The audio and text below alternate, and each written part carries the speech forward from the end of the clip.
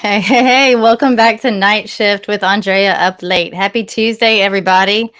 We've got our fearless co-host, BC Sanders, with us from an undisclosed location tonight. How you doing, BC? I'm good now. It's completely my fault on the technical difficulty. So you came with a good solution, so we're going to run with it. It works out perfectly. I was going to tell everybody in the chats that you were out forming your own gang. Like you've gotten so excited about your gang classes, you just decided to start your own. Yeah, you could say that. Something like that. Yeah. I was excited about tonight's show, and I guess I messed something up on my computer. I don't know. Well, it's perfect. It's going to work out just great. Hey, everybody in the chats. It's good to see you guys again. And for those of you who are new to Night Shift, this is also a YouTube show. So you will hear us engage occasionally with our friends in the chats. You are welcome to hop on. Anyone can be in the chats. It's free of charge. You just log into YouTube, which that just requires an email. And I'm pretty sure you get assigned one of those at birth these days. So you just log in and you can be in the chats if you have questions, all these kinds of things. James, don't worry if he's sitting on the floor or not. It doesn't even matter. It doesn't even matter. Also, I can't do anything with chats, so I'm not ignoring people. I just don't know how to operate chats on this device. Okay. All right. Okay, guys. Well, we are going to go on and get started without further ado. So if you tuned in last week, you know what this part 2 show is going to be about. If you did not, I do strongly encourage you to go back and listen to last week. I believe that was season 2, episode 24. And that one is titled Grant Solomon Just Investigate with exclamation points because it's a command. Today is part 2, and we are delighted to be joined by Grant's mother, Angie Solomon. I'm going to bring her on here in a couple of moments. Before I do just the briefest recap, and then these 2 shows will stand alone in the sense that if you listen to tonight, you're not going to be totally lost, and you can go back and listen to last week's episode or anything else that you can find about Grant Solomon. Thankfully, his name is starting to be everywhere. When you start to look for things, you're going to find stories about this case. So either way, whether you listened last night or last week or not, we're very thankful to have you guys here and really happy to be able to talk more about Grant and share this story more. So without further ado, Grant Solomon, this case, the ultimate event took place in July of 2020 in Middle Tennessee, in a suburb of Nashville, Gallatin, Tennessee. All right. So just briefly, and like I said, again, if you want to know the details of that day, you can go back and listen to the other episode. Okay. I know I continue to reiterate that, but usually this show is us breaking down a case. And this week it's actually going to be breaking down the backstory of the case. So, and I think the biggest grievance here actually is that, unfortunately, there hasn't been a case. There has been a death that needs to now be investigated, and it's never been investigated as anything other than accidental. And even then, I would venture to say that wasn't investigated, if you will. So, Grant passed away in July of 2020 when he was found under his truck, a 2015 Toyota Tacoma, in a ditch, a rock-lined ditch, at kind of the bottom of a parking lot of a baseball training facility in Gallatin, Tennessee. Now, if you hear us reference WPI or Ward Performance Institute, that is the name of that organization. That's where Grant met his father, Aaron Solomon, that morning of July 20th, 2020. And they were supposed to be there, or at least Grant was there under the ruse of, or the idea that he was meeting his father to procure some one-on-one training. Grant was very much into baseball. He was an athletic young man. He was tall in stature, healthy guy. He was looking forward to graduating. He was in his senior year of high school. And down in a private school in Franklin that we are going to reference quite often as this story unfolds tonight. And he was looking forward to graduating high school and moving on to hopefully be in collegiate ball. So when all of this took place, that's kind of where Grant was that summer, just super excited and kind of ready to get on with his life. Well, the sole witness, if you will, to his death was his father, Aaron Solomon. We are going to talk much more about who Aaron was, or who people perceive Aaron to be in that community. At the very least, he was a well-known anchor of a large news station, Channel 4, WSMV, there in Nashville. And that's at the very least. At the very most, there's much, much more that I think a lot of people didn't know about Aaron. And sadly enough, I think a lot of people did. So that's where we're at. I know we've got a couple new people in the chats that knew that we were going to be talking about this story.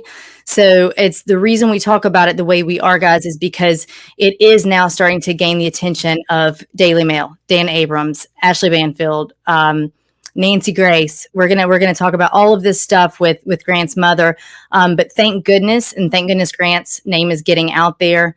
And without further ado, let's get Angie on now, and we can talk with her. Hey, Angie. Hi.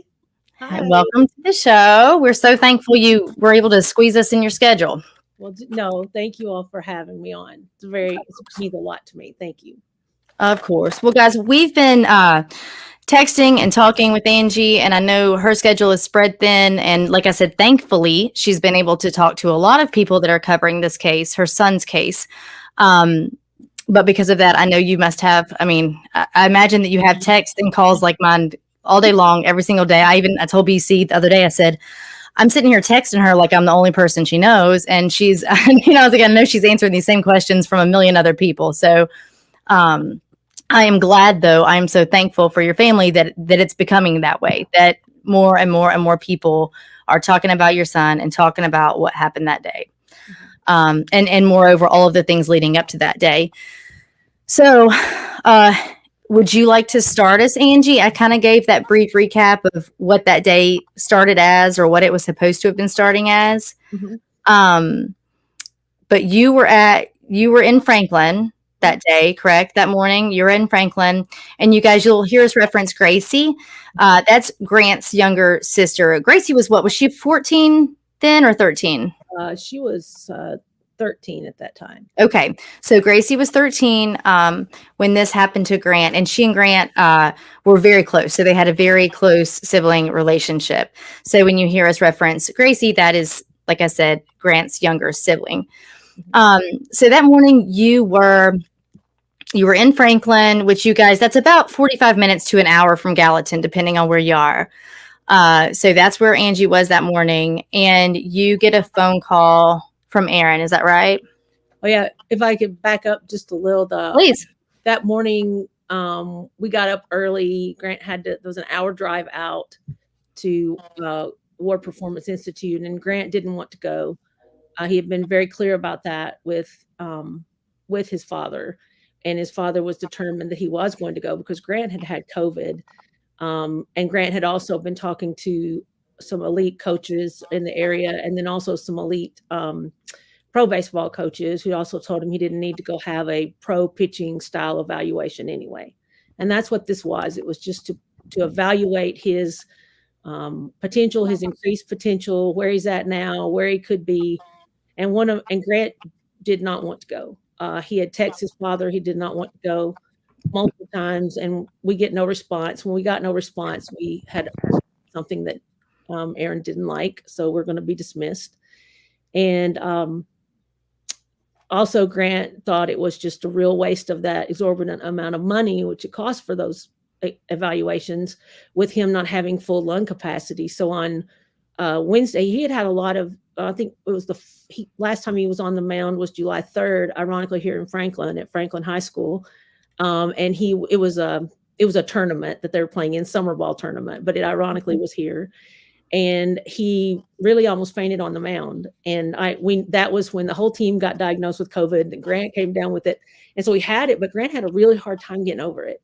And so Friday, prior to the Monday, I had him at two different physicians, his pediatrician, but also a general practitioner. And he had chest x-rays done, and it was showing a lack of perfusion to oxygen through the lungs. And Grant was just like, there's no reason for me to go out there. I don't even have 100% body capacity. I can't breathe. But it was still, so he didn't get to go to the national championship in Georgia with his baseball team and play there. So he was here, and Aaron thought that since he was here, he kept saying, you need to be doing something with your baseball. You don't need to just be laying around. If you can't go there, you need to do something. And so this was something. And the night before, Grant had come in late, and I just thank the good Lord right now for pinto beans and cornbread, because I had made it. And at 12 o'clock that night, instead of running on into the bedroom, and getting his headsets on and playing his Xbox, we sat out there and ate pinto beans and cornbread together at midnight and talked forever. But he wanted me to text Aaron and tell him that he's a man now and he doesn't want him there the next day. And I joked with him. I prodded him a little bit and said, now, when are you going to learn to use your voice like your little sister, literally little sister? And he's like, Mom. So I texted. We got no response.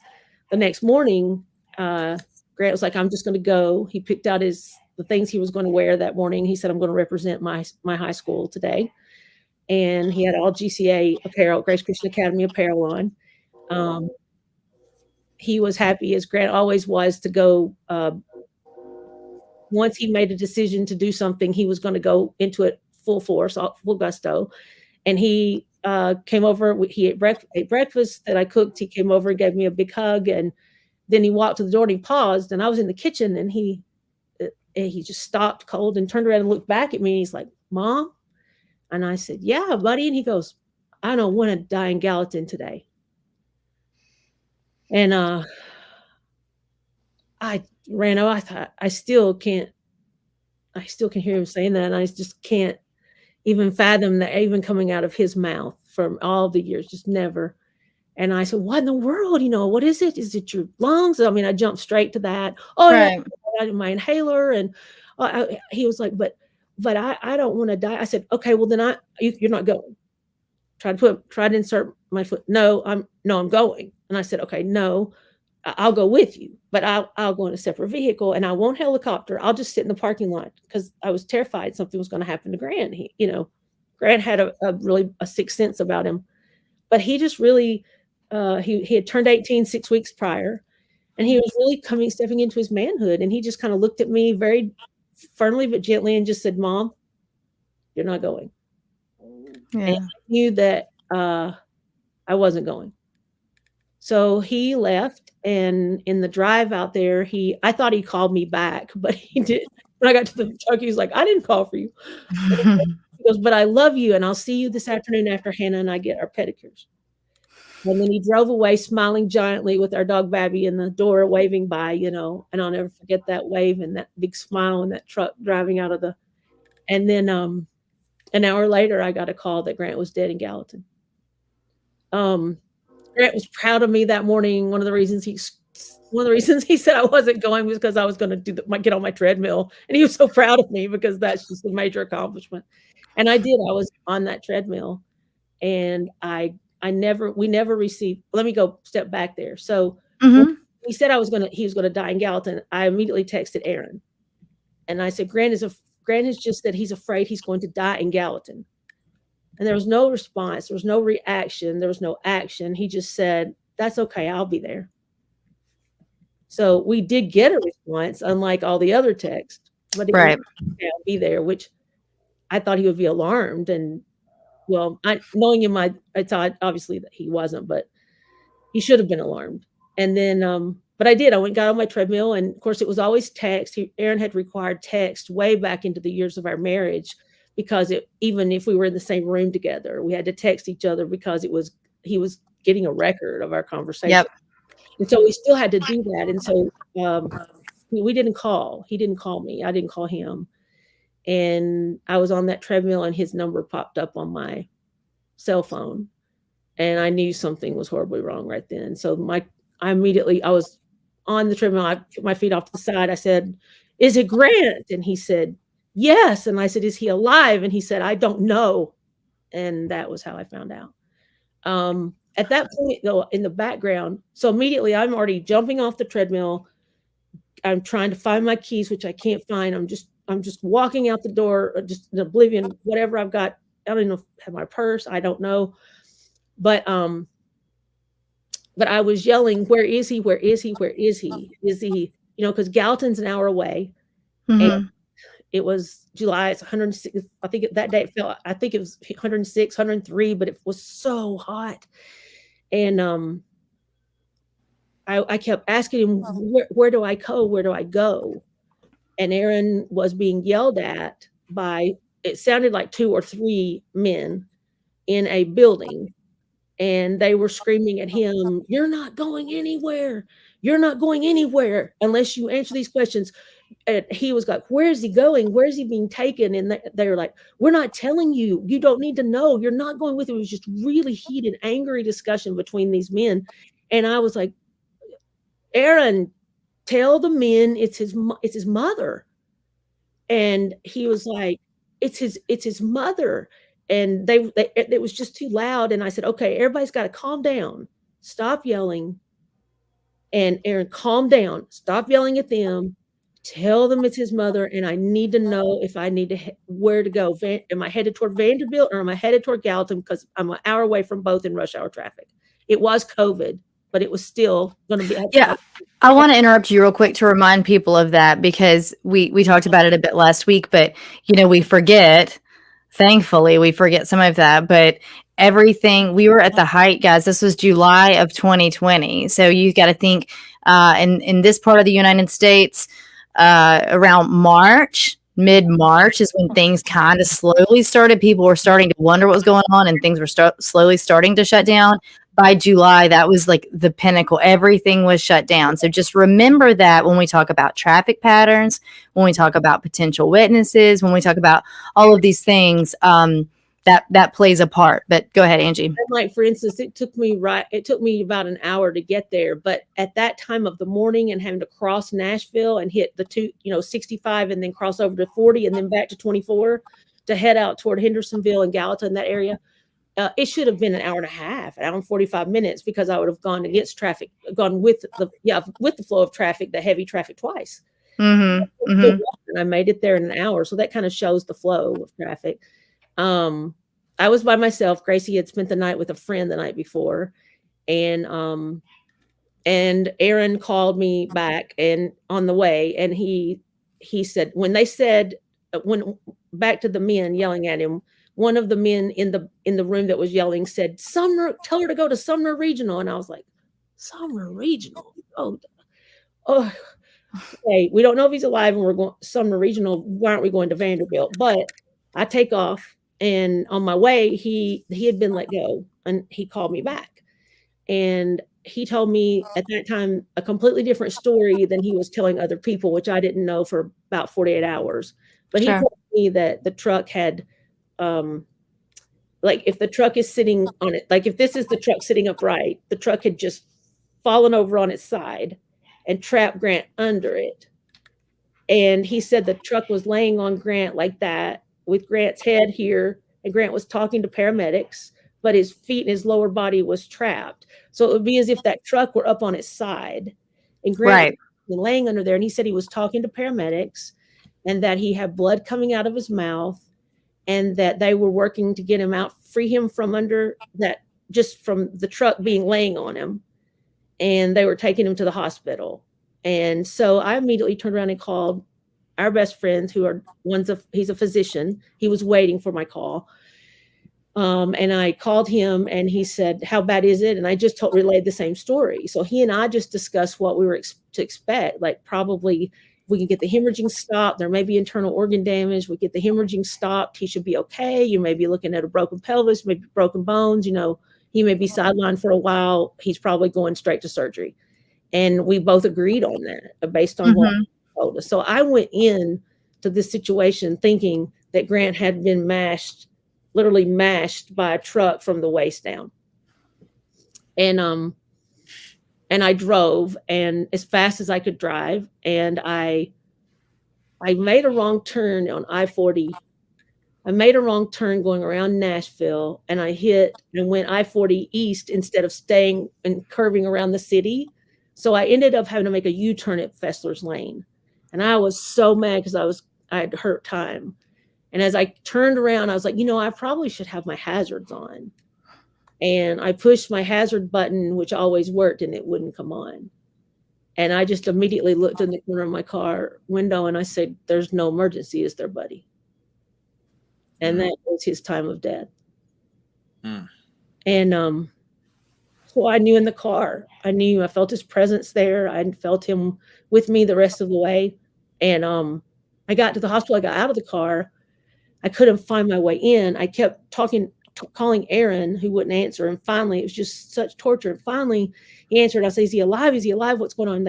He wouldn't respond to me. And then I think I know I ran around outside the hospital for about 10 minutes. Finally, a nurse found me and let me in a door.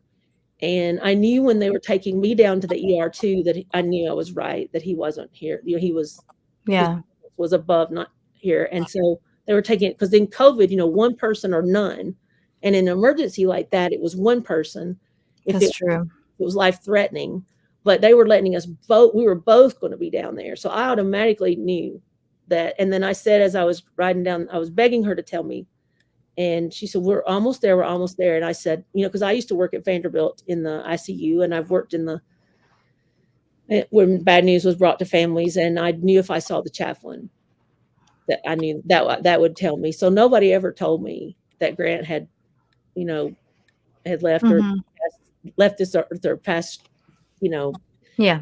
I saw the chaplain's badge, and I went in, and there was this small room, and Aaron was sitting in the back center of it. And I looked to my left, and there's a chaplain, and I just immediately, he was really tall, and I just looked down at his badge, and he flipped it around really quick.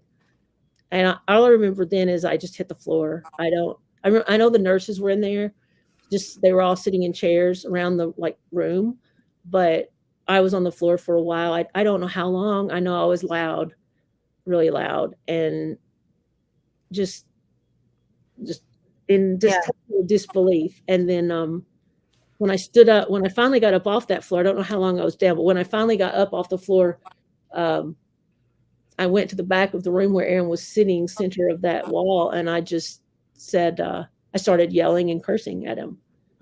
What the hell happened out here? Well, this is baseball. I mean, baseball is not life. A couple extra miles per hour on his velo is not going to change. He's not even done growing. Everybody's been telling you to grow. But he was just as calm and stone-faced and looked back at me and said, "We're going to be a family now." Okay. So that's what I was going to ask you next, was what was his demeanor during that time? And I remember I've read where you've quoted that before. You and I talked about that. But he said, "We're going to be a family now." And you guys listening, there's a reason why that's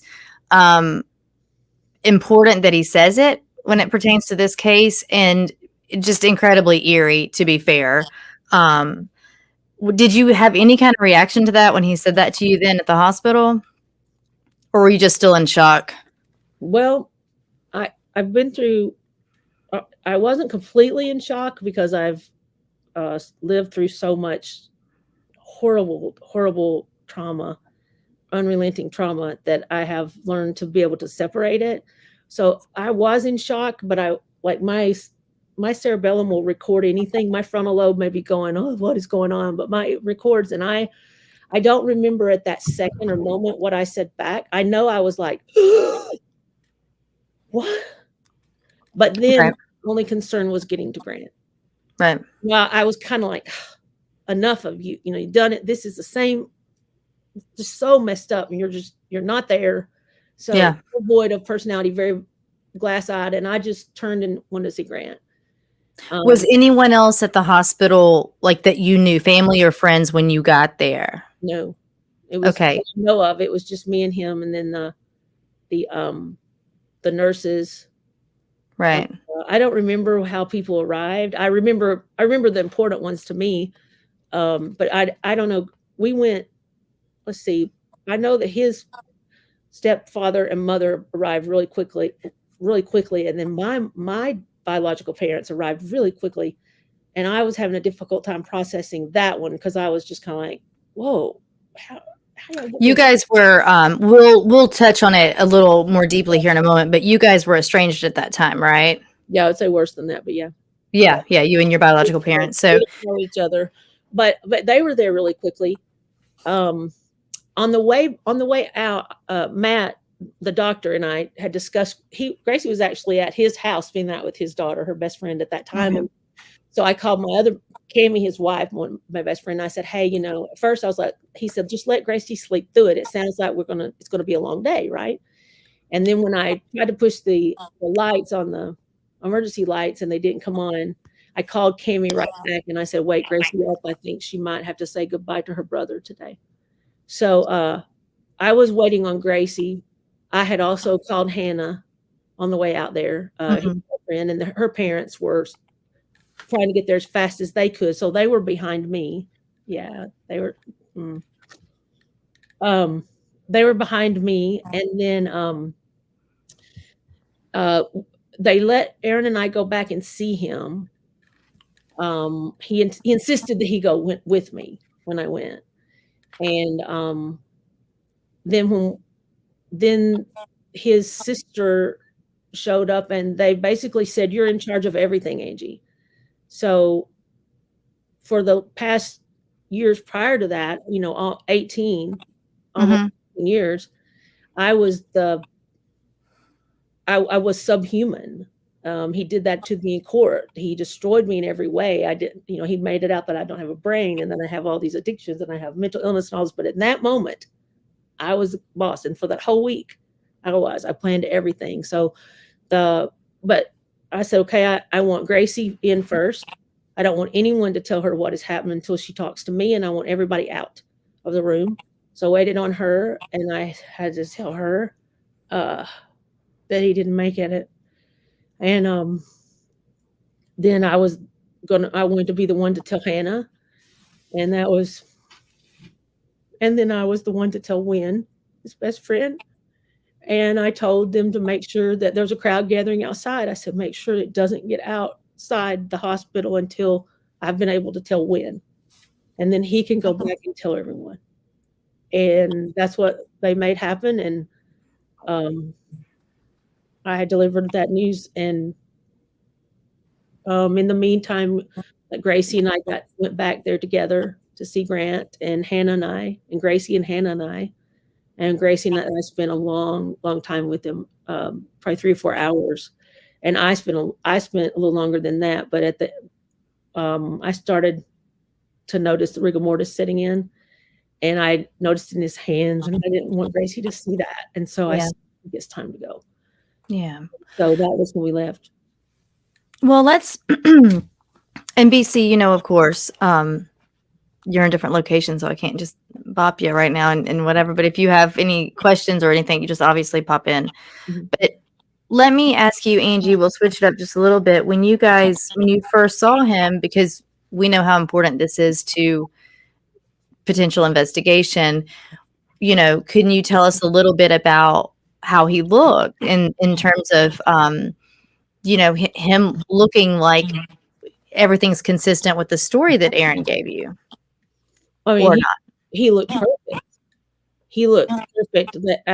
He really looked like he had just stepped out of the shower. So he had the towel he was laying there on the gurney. They did not have him hooked to the ventilator, nothing. They still had the now you're going to have to tell me because I can't call it right now, but the needles in. Oh, yeah, he had. Yeah, so they hadn't really prepped him, but I mean, when I walked in, you didn't see any of that. You just saw him laying there like he was just perfect, like he had just walked out of the shower. His hair looked wet, but that was because it was full of blood that had dried. Right. So I'm triggering anybody out there, but and so when you stood back and looked at him, he had nothing wrong. It was very difficult to process seeing like, how could he be dead? Now I'm starting to go back to my medical knowledge and my pharmacy knowledge, studying the body and being at Vanderbilt, watching the nurses there and ICU and the doctors work. And I'm like, this doesn't look like a death scene. This is not making sense to me. And the nurses kept saying, Angie, the injury does not match the description of the accident. And I was like, okay, wait a minute. I knew that he had only blunt force trauma to the back of the head. So they said he had a fractured skull, which was this side of his head, the same side that the glass is the eyeglasses. His athletic goggles. But you've got to also, what was confusing me so much is that I was under the impression the truck mashed him from the side, which was perfect to tell me, because I thought his injuries were internal, and they're telling me the injuries don't match the accident, but I don't know what was told about the witness said about the accident. So Exactly. there was congruency at all. And I just, when Gracie came in, she wanted to see everything. She was like, I want to see this, I want to see that, and I want to see that, and I want to see a skull fracture. And I just said, Bug, I don't think that's something we want. I've never seen brain matter, and they said it was out, and I didn't want her to see that. I didn't think we needed to. I regret that right now. I still don't think she needed to see it, but I wished I could. Because there's no measurements taken of the wound at all at the hospital, no centimeter, millimeter, nothing. But also, Hannah came in. She was having the same difficulty with processing because we had been told one story, but and so there was a lot of, in our heads, confusion, but we weren't verbalizing the confusion to the nurses because I thought we were all on the same page. Right. And he was cold. I mean, he had not been put on the ventilator. There were no extreme life-saving measures done for him. And I could tell that just by looking at what I had seen done. And so I started asking. It wasn't until later that afternoon that I started asking about autopsies and organ donation, to which Aaron said, they didn't offer me one, and so that went on that was July. So it wasn't until September the 21st in a counseling session where we were begging for Gracie's life with the counselor, and between me and him, that I said, were you offered an autopsy? And he goes, yeah, I was offered an autopsy. I said, no. And he'd already lied on the stand about it. But what he didn't know is I had the medical records, that long. And that was when it was 2 days later that I found out he had told me an opposite story. I said, I just want to know. Well, it was actually the day after, because he had me at the funeral home the next day planning service, and he'd already called Fitz Gill and I have nothing against Fitz Gill. It's such an honor. I love him dearly, and I have known him, and he knew Grant. But the point of it was he was calling them while I was back viewing Grant at the hospital. Yeah. So guys, just to catch you up a little bit, Angie gets the call. She has to travel 45 minutes to an hour from where she lives to where this hospital is, where Grant's going to ultimately be taken. We have a little hiccup with some information about a potential life flight helicopter, why this would have actually been a perfect case scenario for that, because it's a rural area and it could have landed and taken him, like she said, to any level 1 trauma that was around their hospital. And we've since learned, and let me know, Angie, stop me if I'm saying anything that's incorrect, but we've learned that Aaron declined that. So initially at the scene, he's already declined the idea of a life flight helicopter. The helicopter came on in and landed at Gallatin Hospital, but did not land on the 5-lane highway, and then lifted off. I can't. Yes, but I didn't mean to interrupt you. But yes, no, please do. But there, when he just like he declined 7 minutes after Grant was pronounced, which was 9:28. At 9:35, he had filled out I'm still driving, trying to get there. He filled out the full medical release of information and release of body sheet, and he had checked. He declined the autopsy. This is 7 minutes after Grant was pronounced. He knew what he was doing. He declined the autopsy. He declined a postmortem exam. He wouldn't have even known what that was. He declined everything that would have created a situation where somebody's looking internally or even externally. There were no x-rays taken. There was nothing taken of my child. Nothing. There wasn't even toxicology taken. Not in the state of Tennessee, it's required by law that in all vehicular accidents, the toxicology, either urinalysis or toxicology screen, blood draw has to be done. None of that was done. There was nothing done for my child. The people in the ambulance, the paramedics, I have to praise them. That I know that they did everything they could to save my son. Their notes were thorough. But when they turned him back over and Aaron showed back up, everything went downhill again. And I don't know that he was in asystole. I mean, I can throw all these things out here right now, but there was a lot undone that could have proven that he was in the heart rhythm that they said he was. I mean, there was they could have done a cardiac massage. They had the cardiovascular surgeon right there, an intensive care cardiovascular surgeon who could have done the cardiac massage to try to get the heart back in the rhythm. I mean, that's the last case scenario, but you're going to do it. Sure. And I think, defibrillator. yeah. You may not get out of asystole. You're still going to try. He's 18. You're not going to give up in 12, 16 minutes. No, now that I'll have to agree with, because I know, we've talked about things on this case, either or on the show when it pertains to, let's say, the way law enforcement handle, something, or the way in this case, like a medical center would handle death and dying. And, we can say, well, I don't know why they didn't do this or that. And sometimes it's because they fell short. Sometimes they didn't. I will say that it would be highly unusual not to continue to code, to work on. But I think that without getting in the weeds of that, even if that was negligent, or, if things were underused that they could have used to help with Grant, I think what I want people definitely to take away from is this executive decision making that Aaron was making unilaterally in the immediate moments upon his son's what's supposed to be unexpected, tragic death, when most of us wouldn't even be able to, stand up, right? Right. So that's a really good point. Another point I want to stress is that when I saw Grant, his skin was perfect. His hands were perfect, both sides, palms and top. He looked perfectly manicured, just like he always did. Everything, there were no scratches, bruises, abrasions, cuts. He was in perfect condition. His back, everything. I was back with him by myself, and I wanted to see his hairy legs just one more time. So I pulled the sheet back, and his legs were, knees, feet, everything was just normal, completely normal. So it just was so surreal. And his clothes even they were those dry fits, but they weren't torn. Mm-hmm. They weren't torn up or torn off of him. They were, it looked, the old fashioned scissors, when they make that jagged cut, they were cut here and here up the middle, and his shorts were cut off and laid over, but everything was laying under him. Mm-hmm. No body fluids, nothing that you would expect from this horrific death. Traumatic. Yeah. Correct. Even from a death scene.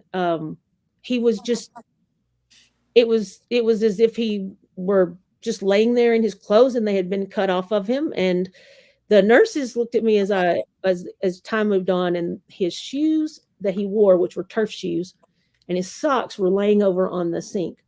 And they ran and got them and said, "Hey, we better give you these now."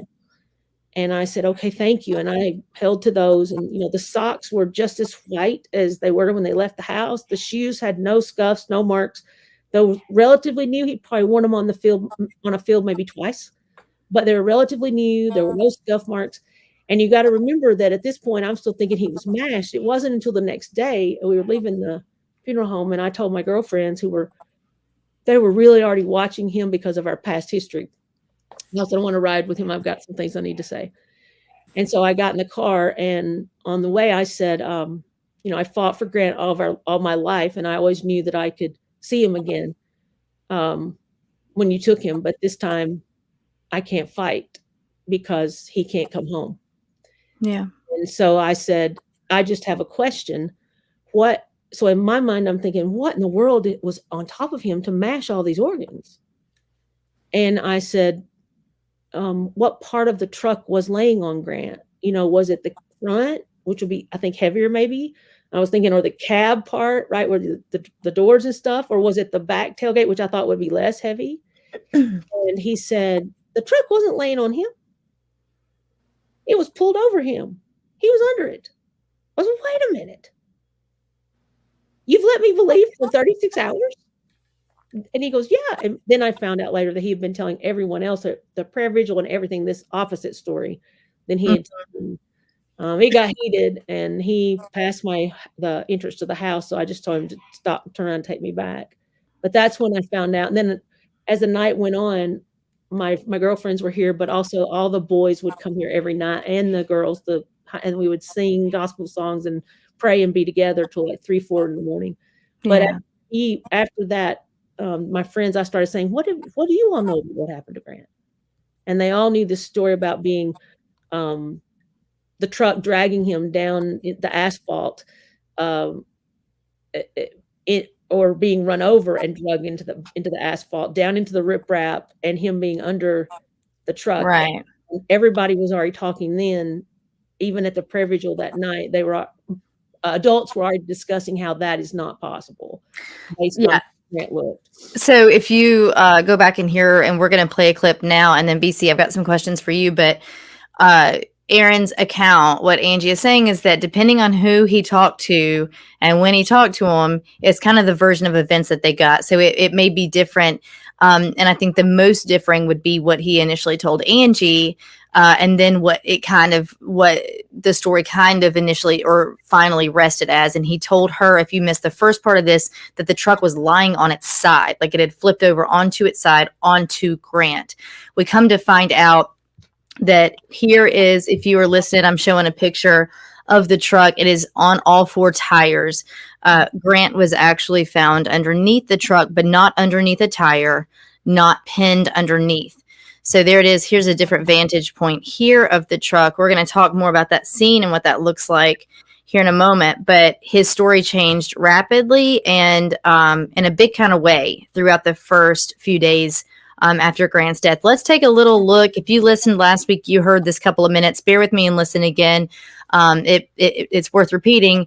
It's Aaron, and it's not only his words, but it's his tone, his demeanor. So this is a film taken, Angie, I believe the whole thing is like 52 or 56 minutes long. That you a compilation of all those that I took of him in the next 3 or 4 days. Yes. So if you guys heard that, 3 or 4 days after their son, 3 or 4 days. So Grant was. I still don't know how to say this, but later, yes, on Saturday the 25th, and then Sunday was the first time I took a sleeping pill Saturday night so I could rest. It was the first time I'd done that. Monday, my friend Melanie and I were already trying to get information. We wanted to see the truck, and that was when I told her that I was going to ask him to video him, and I was going to video everything he told us. And so we went in with questions. And you guys were amazing. I've talked about this since the first time I saw it. The questions were spot on, and we're going to let you hear it, guys, and then we'll just. It was on him, but that part I think was his chest and abdomen area was trapped by the axle, I believe. So this is actually. How would you know the axle was on him? Because that's the area. Because that's where. Because of where his head was. And where were the rocks? All right, so this is actually a decent example of how. So WPI is up here. Then the parking lot is kind of like this. Yeah. And then at the edge of the parking lot, it's just like this, a ditch that's steeper than this, down, and then it goes back up. And so down in here is those rocks. Okay. On a little bit of both sides. And then here's 109. So what had happened is the truck actually comes down this, and you can see, I think the bumper got damaged probably when it ducked. Like there. Yeah, yes, but with the force was so much, the truck, when it settled, was actually, the front was kind of against that side of the ditch, and the back end was actually stuck up on almost the shoulder of 109. So that's why the front end was tilted a little bit back down. Yes. And that's why, yes. and that's what was laying on him. Yes. So the heavy part of the truck is on his end. Also, it's extremely unstable. As soon as they hopped out, they had stabilization things for the back and jacks for the front, so they could jack it up without it rolling forward on top of him more. Because the truck had actually settled, just like the truck came down through here. And okay, Angie, I want to get your take in a moment. BC, so you guys, BC is still here. He's been quiet and he's been patiently listening to us. But for those of you who are new to the show, BC is a retired homicide lieutenant. And in saying that, he's had a lot of experience with talking to people, interview rooms, being on the scene, these kinds of things. So is there any takeaway you have? Let's say you knew nothing at all about this case or the history that their family has with Aaron. What would you take away from a father who this is about 3 or 4 days after his son's passing unexpectedly? Yeah. His demeanor, how he was talking, came across to me as more of when a witness sees a fender bender or a small collision or something, even when death is not present. Once the average citizen then sees death or sees someone get, traumatic injuries, usually when they're recounting it, you can kind of tell that. For a relative to recount the death of their son in that manner, that would be, to me, what we kind of call red flags, where we start to look and go, okay, doesn't mean someone's guilty. I'm not saying that. I'm just saying those are indicators where we say, like, okay, we're not seeing a lot of emotion. We're seeing a whole lot of detail in something that originally he was not able to recount a lot of detail, which is okay because that happens. The longer you can reflect on an incident and a day or two passes, you may remember a lot more detail. But the lack of emotion is concerning to me. I would ask, have you ever been around him when a loved one has passed away, a different, another relative, and how he would, or how he reacted to that other relative passing away, maybe a parent, grandparent, that sort of thing. And was that behavior the exact same? Was he always flat and stoic, or, did you actually see some emotion at other times during deaths of family members? Well, I'm going to interject really quickly before she answers, because I'm not even seeing flat and stoic. I'm seeing almost like excitable. True. Yeah. You're right. You bring up a good point. Is that, yes, he was not, you're right. He's not flat and stoic. He's actually talking and getting Like a little hyped. more, a little more elevated in his body language, and when he's giving details, as if I have been around people who were trying to sell me a story. That's what I. And so when they start to talk and they start to give more detail, if they're reading my body language and they think, okay, he's buying this, they get a little more excited, a little more comfortable, and that is how it comes across, and that's just me reading it. But you're right, Andrea. Stoic was not the word I should have used. No, but that's exactly how I read it, and I was around him for so long. First of all, none of us had ever seen him cry, ever. Okay. And Grant used to say he wouldn't even cry if his mom died. Okay.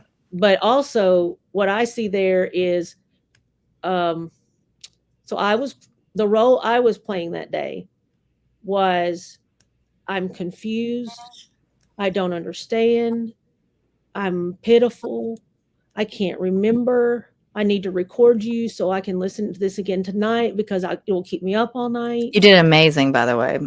Melanie's job was to buffer and come in when we needed somebody to redirect or something like that. And so, well, thank you. But what I knew is, in the past, and catching him doing something really, really terrible, he would, as long as I acted pitiful and I didn't understand, and like I was vulnerable and he would get more and more theatrical and excited because he knew he thought I was buying it. And that's what I see in that video, and that's what I heard and felt, is like his body movements make me want to just regurgitate every time I see that, because I'm like, you're talking about your son, and yes, I'm sitting there just absorbing it and asking these pitiful questions, but you are showing us down the hill and up the hill and over here and over there, and you're so animated, and he's not an animated person unless he's trying to sell you something and he thinks you're buying. And it sounds like he had a lot of selling to do. So let's take it back a little bit.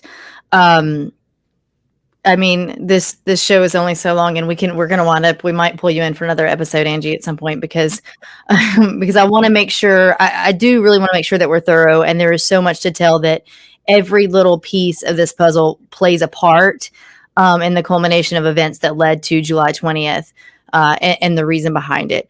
So let's take it back.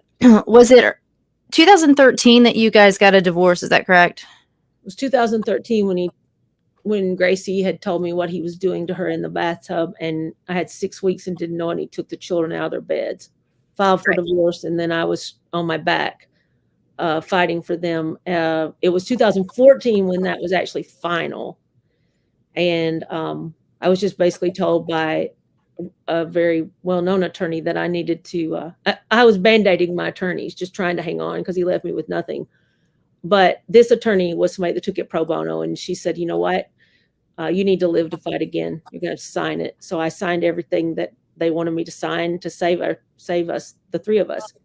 And so that was 14 that divorce was official. But in between the years of 14 through 18, and for those who haven't heard the story before, they were with Aaron. They had told them that they being my parents, my biological parents, my biological family, his biological family, Aaron had told them I was dead. And and then finally they got to see me, and they couldn't figure out how I was alive. And what my children lived through was such a hell that I was suffering that hell with them, and then also being without them. But then we get to see each other a little more and a little more. And finally in 2018, Grant had his driver's license, and in order to try to entice him to stay at home with Aaron, he bought Grant that truck. Grant used that truck to load he and Gracie up and their most valuable possessions like Xboxes and things, and he escaped them to my house.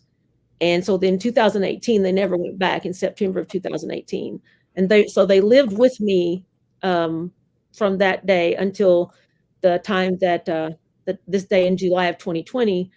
And then Gracie hasn't lived with him, lived with him. She has a no contact order now since 2018.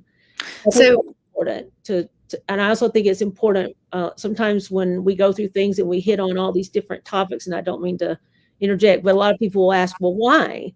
And one of the reasons is because Grant was out of any sort of custody or control that Aaron could have asserted over him.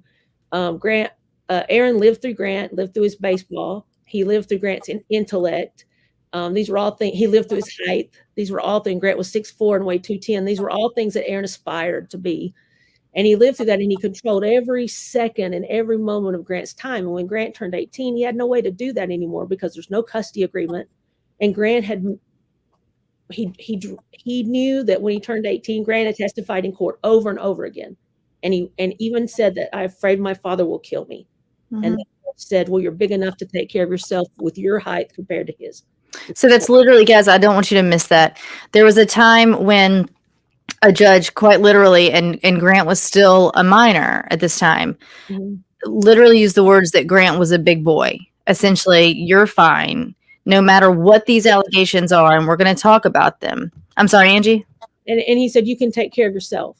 And Yeah. Then we're back in front of that same magistrate, Jacques Cavell, with no Grant and Gracie. And Grant was gone. And there's Gracie, and they're still trying to protect herself from her father. And Cavell never said one word about. Do you want to speak? Because I do think it's important to speak a bit on Gracie, on the Gracie piece, because we spoke on this last week, guys, but we are talking about what needs to be an investigation into Grant's death.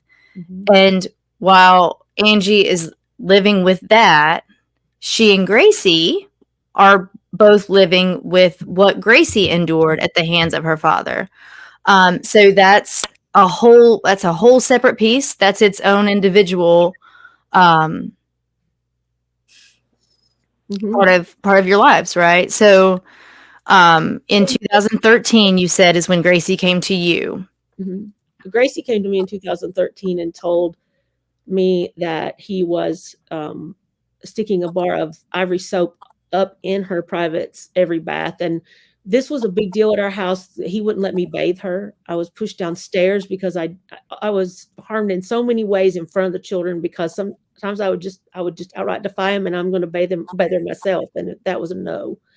So but when she came and told me that, and I already knew his history because of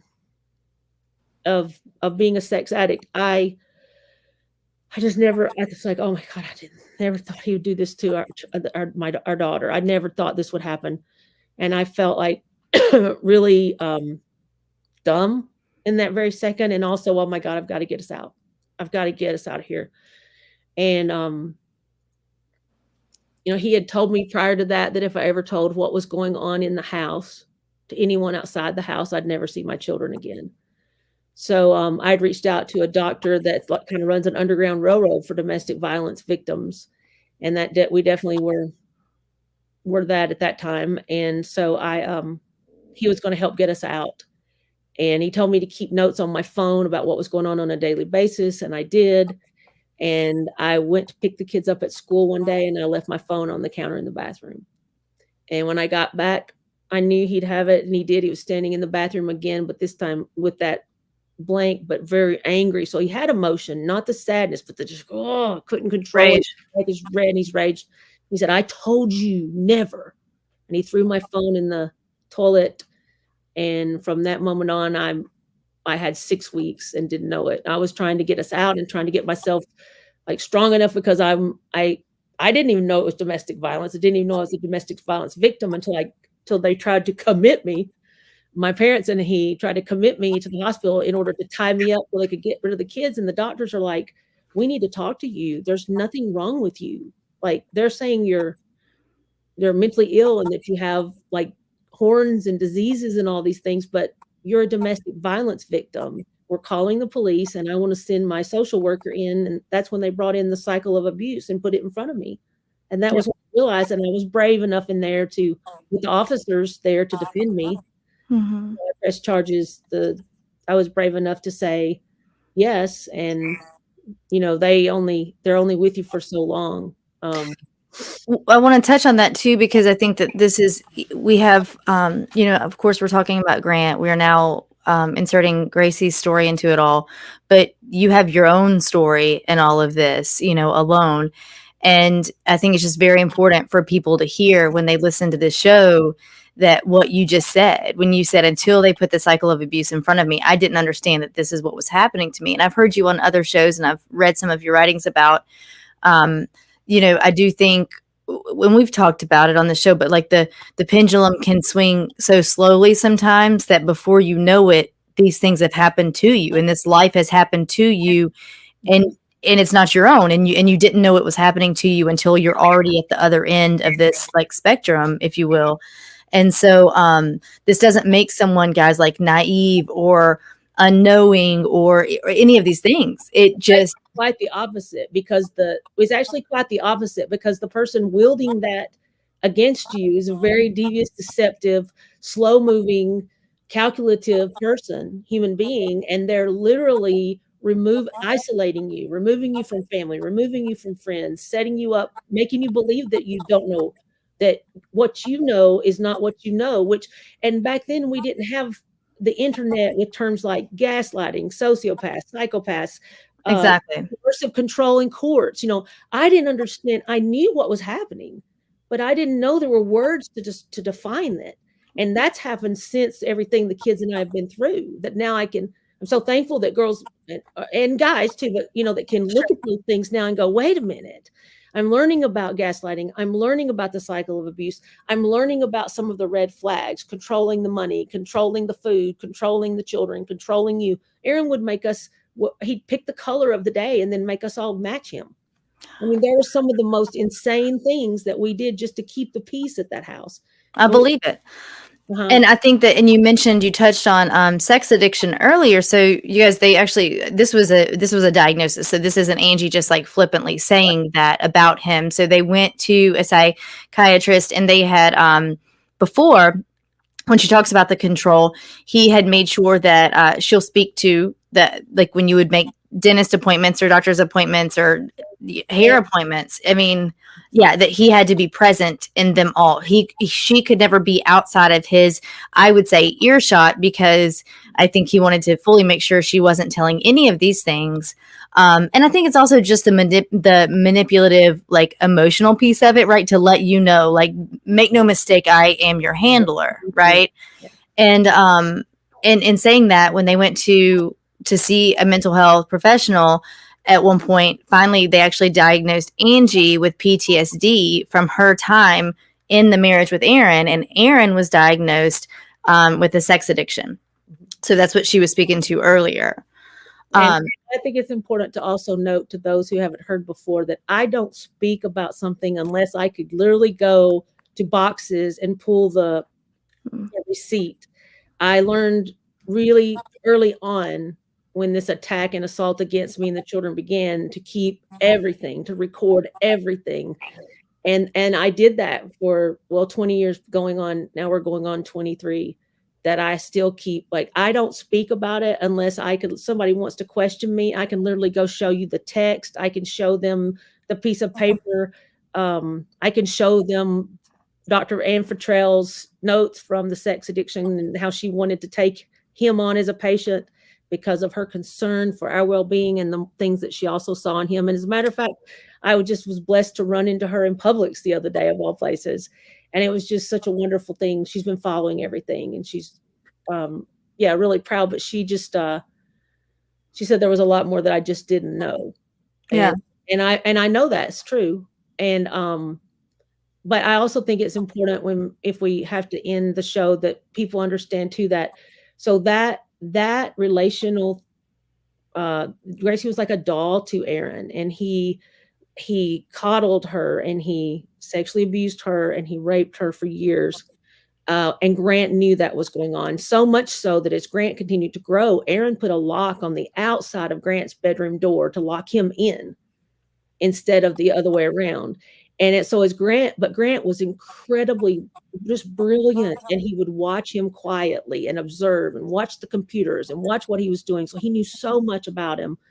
And then after Grant passed, it was one of his best friends came to me and said, "Miss Angie, I just want you to know, because this may be important, that I had Grant and I ate at Taco Bell at like 1 a.m. a couple of weeks ago, and he told me that he had already reached out to an attorney. He was going to court, and he was going to take Aaron to court to get custody of Gracie, because Aaron had stripped me of that, to get custody of Gracie at 18, to protect her, and then also to expose him for what he had done to Gracie all those years." And, which is, go ahead. I'm sorry, Angie. I mean, that's what's looked at as, the motive, or one of the motives in this situation, to draw Grant out to this Ward Performance Institute, when for this appointment, which is his hinge, that's what he hinges all of his conversations on, this appointment. And then we have talked to the manager of WPI twice on the record, and he's told us that there was no appointment that morning. I mean, he walked out the door, he saw a truck in the ditch, he saw Aaron, and he couldn't figure out why Aaron was standing in the parking lot. So it comes to find out that nothing, and I should have caught on to that, because they hadn't been alone in 2 years. So I punished myself a lot, but they hadn't been alone. They had been like at a baseball field where a lot of, like, Aaron was always there if he had practice.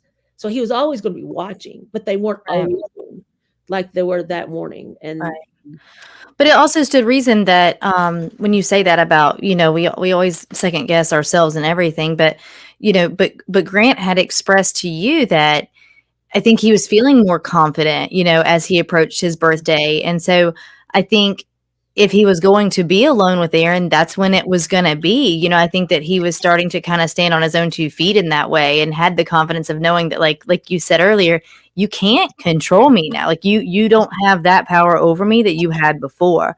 So let's quickly go back to the to when in 2013, Gracie told you all of these things. You started learning about that horrible history with Aaron and Gracie. You had your own history by now with Aaron in terms of the physical and psychological abuse. We know that he was psychologically abusive to Grant when it came to Grant's weight, his eating habit, his bathroom habits, his athletics, all of those things. But with as we move forward, because I think that this would get us kind of keyed up to get to where we have so many other players. And Angie, I'm going to let you kind of dictate this. If you want to do another show where we get into, like, let's say the wagon wheel of people involved, we can do that, or we can just lightly brush over it tonight and not get, deeper into it. I'm good for whatever. I'm good for whatever. And I'm good for whatever your, listeners and supporters, want to hear, because I'm here for Grant and I'm here for Gracie, and I'm determined, and I'm not going to, I think brushing over it does it a disservice. I agree. And I'm happy to come back. I also think it's important to note that, at the scene, the officers, the only thing they did was take their statement, and they just said, okay, this is an accident. They made a traffic accident report and walked away. No accident reconstruction, no anything. And my biggest thing has just been, I want to know what happened to my son. Of course. Because what the only witness says cannot be true. And we know that cannot be true just by physics, gravity, common sense, laws of medicine. You can't have one of those things not be true. Right. And if one thing is not true, then the whole thing becomes not true. And if that's the case, then you need to find out, if that didn't happen, then what did? Right. That's been my position this whole time, and yet nobody has for some reason, the Gallatin Police never wanted to talk to me. The Sumner County District Attorney doesn't want to talk to me. The governor of Tennessee, of their state of Tennessee, Bill Lee, and the Attorney General, Jonathan Skrmetti, have a memo that we uncovered by FOIA that says Grant Solomon's death was a homicide. That's between the two of them, the highest offices in our state. But yet the DA came out last week in the Daily Mail against me. I've never talked to him, but he quotes, it's a quote of him saying, Angie Solomon has launched this petition. She believes that she has all the facts, but she doesn't. She doesn't have all the true facts. And I'm sitting there first livid, but then I'm like, wait a minute, who doesn't make sure the mom who just wants to know what's happened to her son? I don't care about Aaron Solomon. I want to know what Grant Solomon. What DA sits on information for 3.5 years and doesn't tell the mother? I don't believe he has any, for one. But if he did, who doesn't tell the mother? And who waits for when he knows I'm out here begging for information? And then who waits 3.5 years for the Daily Mail, the worldwide paper, or actually, back in my day, it would have been a paper. I'm a dinosaur. But the Daily Mail, who is, that it's an online publication, it's the largest in the world. And they call him and he goes, oh, let me tell Angie direct through you all that I've got more facts about her son. Since then, it really broke me for a while. I cried over that, because I thought, this man in this position, he just teased me. He won't talk to me. I've called his office. I called and called, and he will not talk to me, but he will tease me like that. Something's wrong.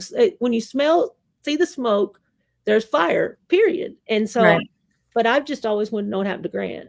So I hate to interrupt, but we've talked about it a little bit, but just the idea that based on all these indicators, we use the term where I came from, red flags, but indicators in an initial statement or an initial incident report, and then photographs, evidence that, hey, these things don't quite add up, and we don't think that it happened the way we originally thought it did.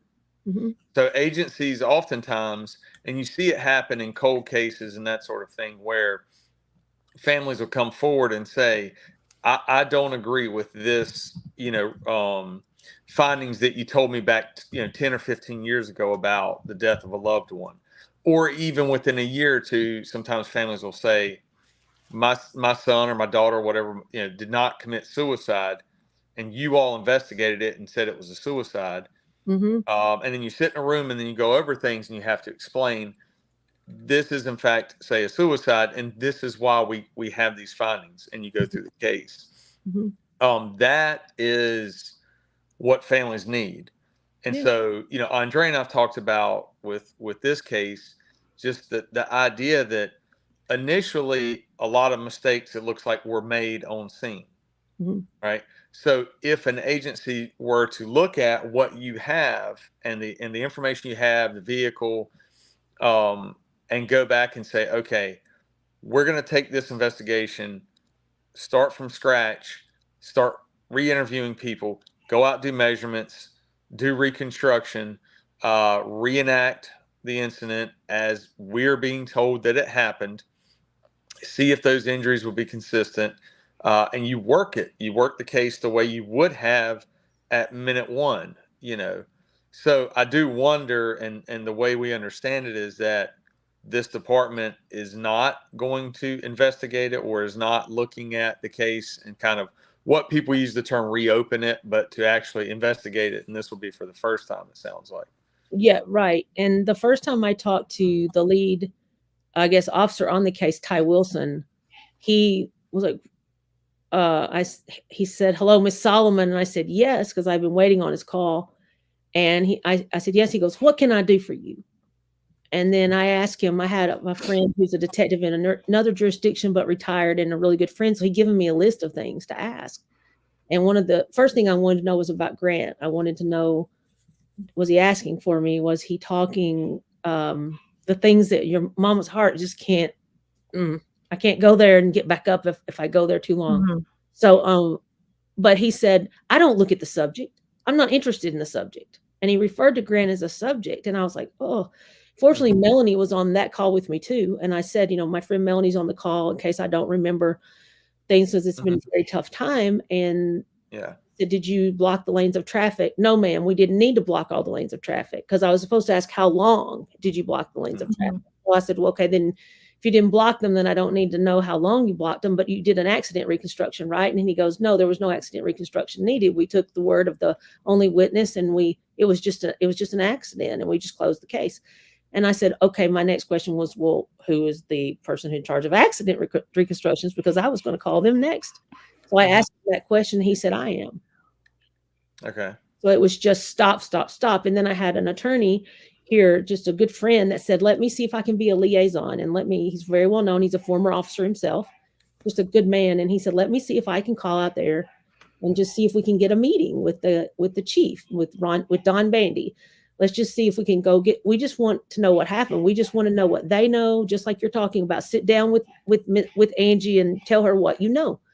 Well, that became a 4.5, 5-month game of cat and mouse. Like, we would have an appointment set, and then he would cancel it. And then finally, this attorney friend of mine said, "You know what? I told him, I said, we're not ever going to get in there." And he's like, "No, they're stonewalling us." So then from there, I actually called DA Whitley's office before this came out in the Daily Mail. And I told him it was just going to be me, and it was, until that was launched. And he actually, they told me he wasn't in the office, but if I would like to leave a message for him, that they'd be happy to take one, or I could leave one on his voicemail. So I said, "Well, I'd like to do both." And this was less than a month ago, because they took my information. I asked for him, "Just call me back. It's just me. I just want to know what happened to Grant and know what he knows about it. I just want to come sit down with him and talk about it." And well, but he's not in the office, right? And when they put me through to his voicemail, he answered. And I said, "Mr. Whitley," and of course I have that obviously recorded on my phone, the call record. So they're not just not wanting to talk to me about it. They're avoiding me like the plague. And all I want to know is what happened to my son. And they immediately they go into the Gallatin, Sumner County, the DA. If they're questioned about Why didn't you do it? Even by, for example, Lauren Conlon on her podcast, Corruption, What Happened to Grant Solomon? She wrote a letter. Why didn't you do an investigation? Why didn't you do an accident reconstruction? Just the basics. Never mentioned Aaron's name. But the letter back to her was defending Aaron Solomon.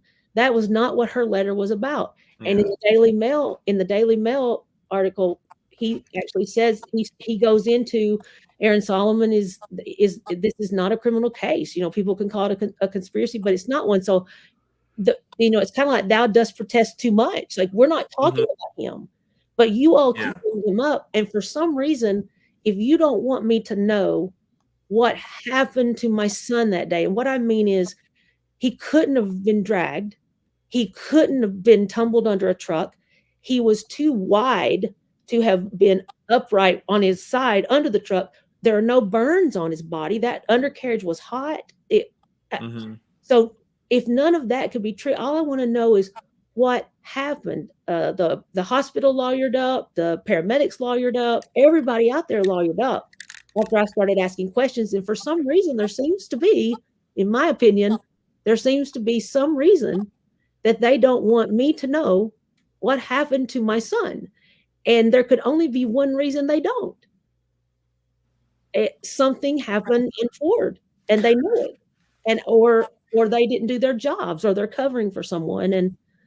And that's where I want to say that departments can make mistakes in initial investigations. That's the whole point of a team or other detectives or other, for this case, some crash reconstruction specialists, but other people to look at it and say, okay, in the beginning, we misread things. We took the word of someone, but now we're kind of learning that the evidence doesn't seem to add up to that. Now, if the evidence adds up to that and everything can be explained, I would imagine that a department would want to sit down with the family and explain that and say, yes, listen, you're really upset, and you're getting, it sounds like, phone calls, phone hung up on you and people not responding. I'm going to walk you through everything that happened that day, and I'm going to show you step by step why it appears this is exactly how this vehicle came to rest. This is exactly how the injuries add up. I mean, without that, it ends up sending the message to the citizen, just like you're saying, that now there's either a cover up or they've made a mistake. And so now they don't want to admit they made a mistake. So they're just going to double down on that. I do think that if agencies do that, one, obviously it does the family a disservice, but then two, if those are the findings, then I think it's okay to sit down with a family member and explain that. I've done it in the past. My team's done it in the past. It's very important that family members know exactly what happened.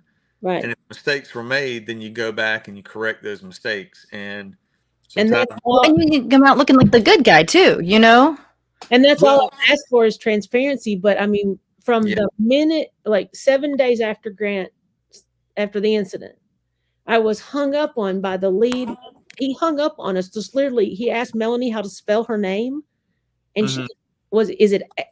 he asked her the correct pronunciation of her last name, and once he got it, click. Well, Melanie and I thought that we had just gotten disconnected, so we called back, and they said he's not in the office. So we knew he'd hung up, and I just immediately I was met with no compassion and aggression, and I'm a fair person that understands I make mistakes. Other people can make mistakes. I wasn't coming at them. I just wanted to know, and still today just want to know Grant. That's all. And I do know, and the nurses knew, which are the first line of defense if maybe there was a mistake made at the scene. If they say, hey, these injuries don't match what he took. Even the injuries didn't match what the statement that Aaron gave the nurses.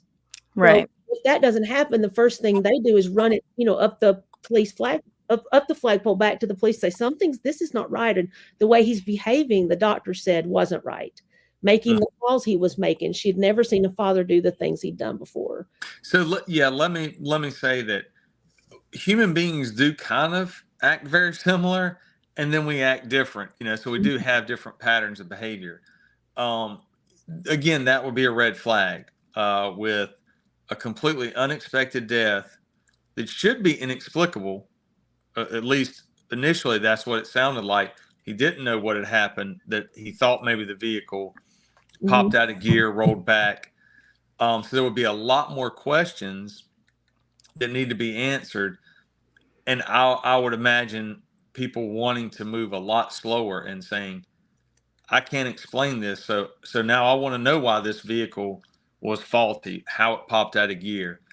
So maybe I'm going to leave that vehicle right where it is and not drive it around, not do anything that if in fact it popped out of gear Right. And killed my son, that's where I want to leave it where it is. And also slow everything down so you can get those answers. So I do.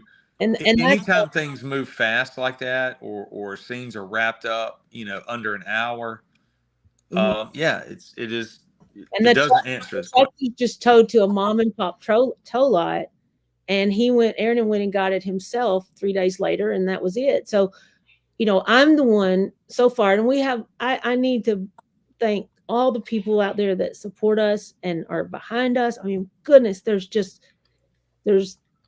hundreds of thousands of people that can sit down and tell this our life and what happened. They're so invested. They care so much about Grant and Gracie and me. And we still don't even know how to accept that, because we were alone for so long. But they can sit down and they're so invested that they can tell this verbatim, just as if it were me sitting there. And I'm so touched by that. I want to make sure that we also talk just a little bit about how, now we do know after 3.5 years. Just last week, we got corroboration that we do have an eyewitness, that there were 3 men that he mentions in his 911 call in construction vest. 3.5 years later, somebody finally decided to call in on a tip line. And you know what? It's not about the 3.5 years. It's just to encourage people. If you thought you saw something, or you did, that's broken the case open for us. Precisely.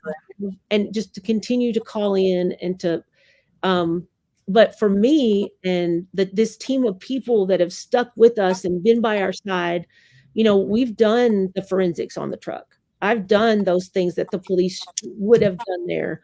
I'm getting ready to conduct an accident reconstruction myself with a reputable company that testifies in trials, to see if what the witness said could possibly have been true. I'm also getting ready to do a CAD. We're going to use the truck for the accident reconstruction to see if it rolls back down that hill and lands like that.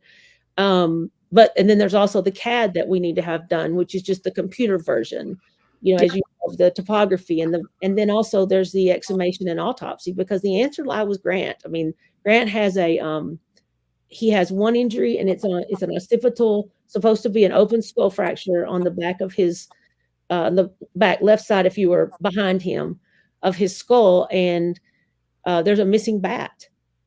So I mean, so with that, Angie, I think we are going to say that we were definitely going to do a part 3 if you are good and down. And I'm not cutting you off. We can keep talking tonight, but because we still haven't really gotten to the scene again. Like we've not gotten, we touched over kind of what Aaron says happened and a little bit of the phone call. I want to play that 911 call again next week.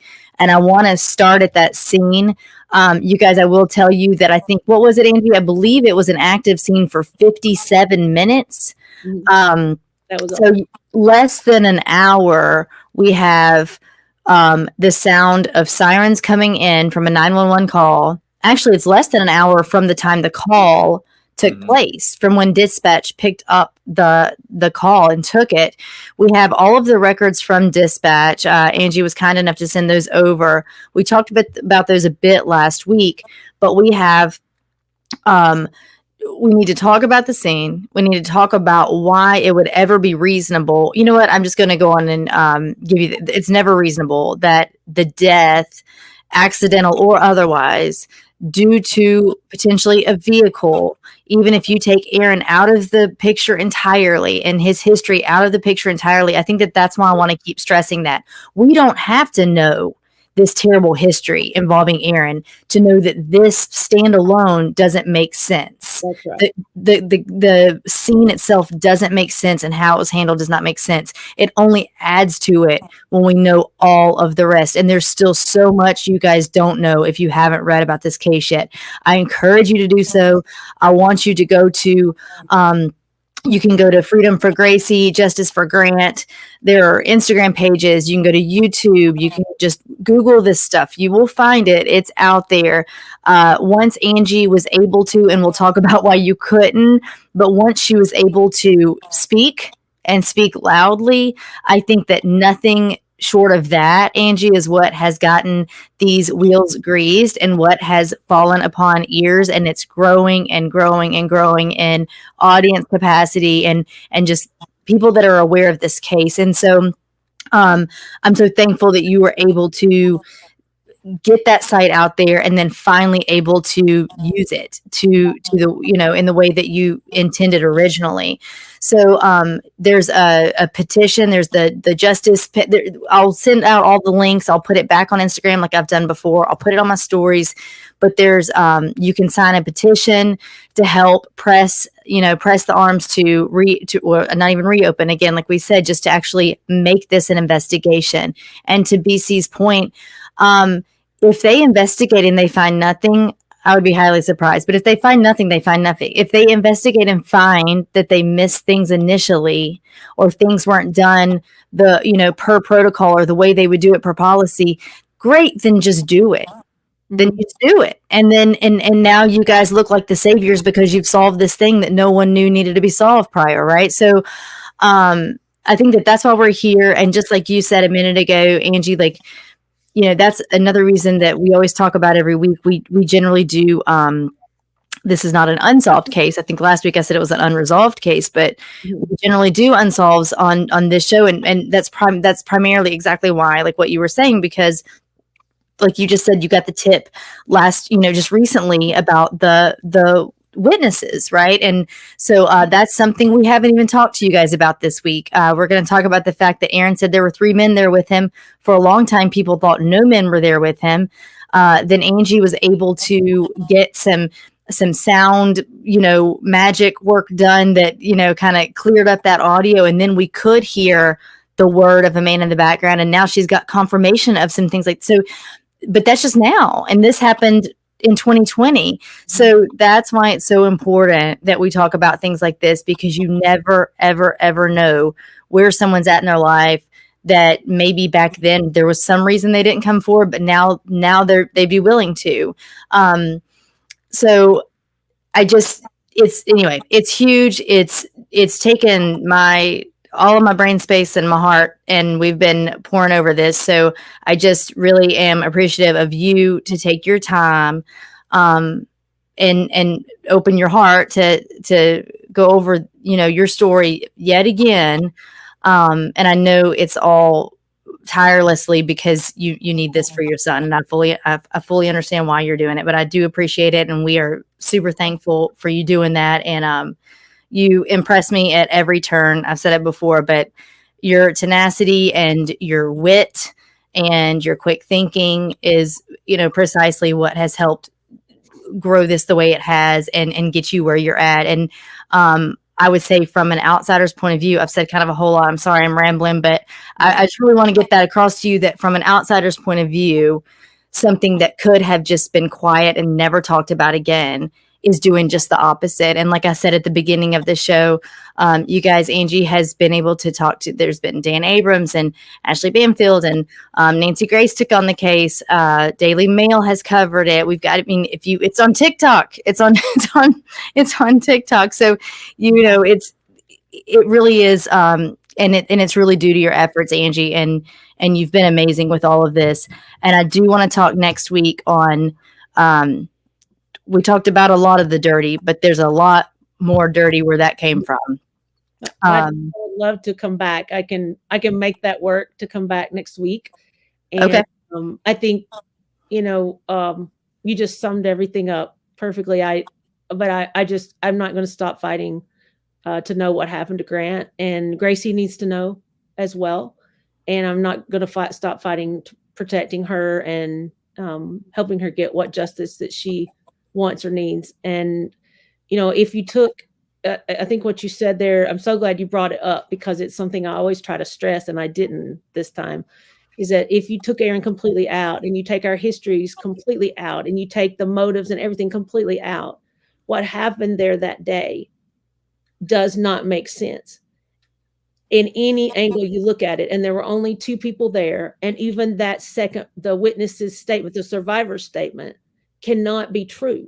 So I think it's just so important to know that this has nothing to do with me, Gracie, past histories, present histories, anything. It has everything to do with Aaron and Grant, and really just with Grant.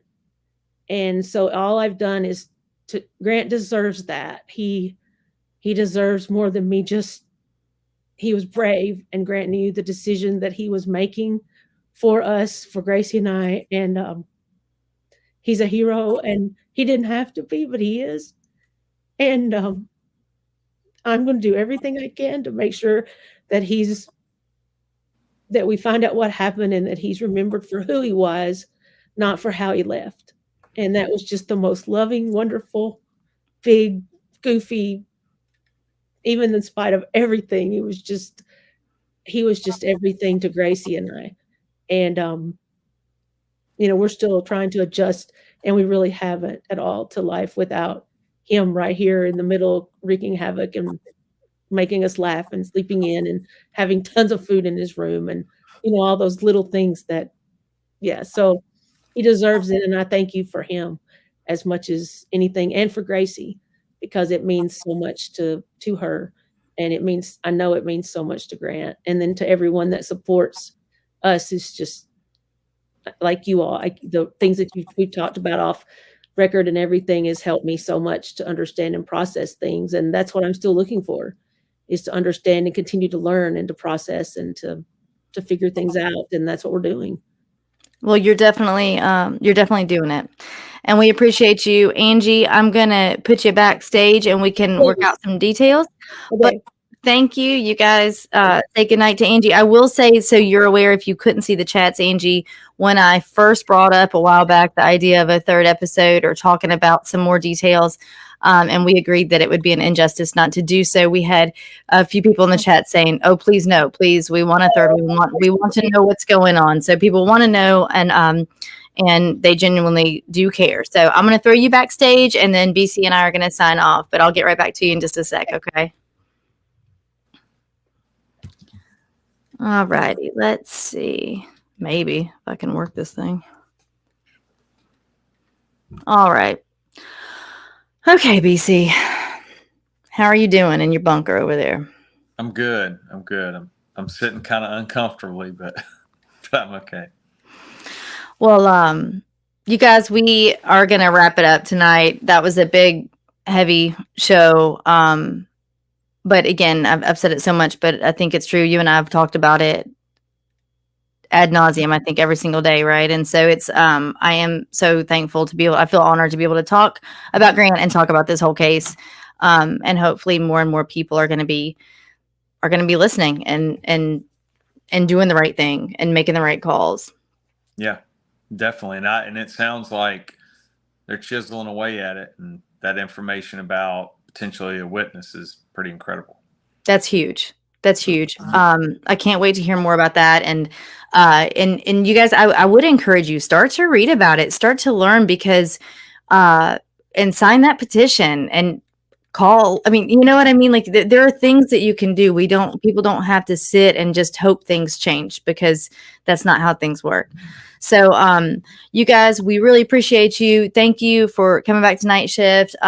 And then, so we will in some way have Angie on again next week, whether we pre-record and drop it then or do it live. We'll just see what works for everybody's schedule, but we will do a part 3 for next Tuesday for sure for Nightshift. And then I've already been on the phone with Beth LaMontagne. She's one half of the Bars Open with Beth and Greg podcast. You guys always seem to be pretty receptive when she's on here and enjoy those shows when we do a little ladies night. So probably in a couple of weeks, I think Beth's coming on, and we're going to lighten it up a little bit. And so send me your recommendations for what you want us to do for ladies' night, and we'll kind of have a excuse me, a little bit of a fun episode there with her. So send her a shout out and go like her stuff. You guys can follow Freedom for Gracie. Like I said, it's on Instagram. You can watch videos on YouTube and learn all about it. And then you've got Angie Solomon Family Official, I believe is the Instagram page there. There's a Facebook page as well. We're going to get into other news reporters, spouses of news reporters. We're going to get into state senators, judges, potentially up to the governor. We're going to talk school, like heads of private schools to preachers to all kinds of things. And at every vein, we have money and we have clout. And so those two things independently aren't necessarily bad, but in this case, we're going to look at a lot of yuck next week. But either way, BC, it was good to see you. I hope you have a good night tonight. Good to see you. And I'm sure I'll have a good night tonight. All righty. Well, you guys, thanks again for tuning in. Follow us on Andrea Up Late on Instagram. You can follow BC at the Disruptors Podcast with BC and Ski. And I guess we shall hop off here. So until then, we will see y'all next Tuesday.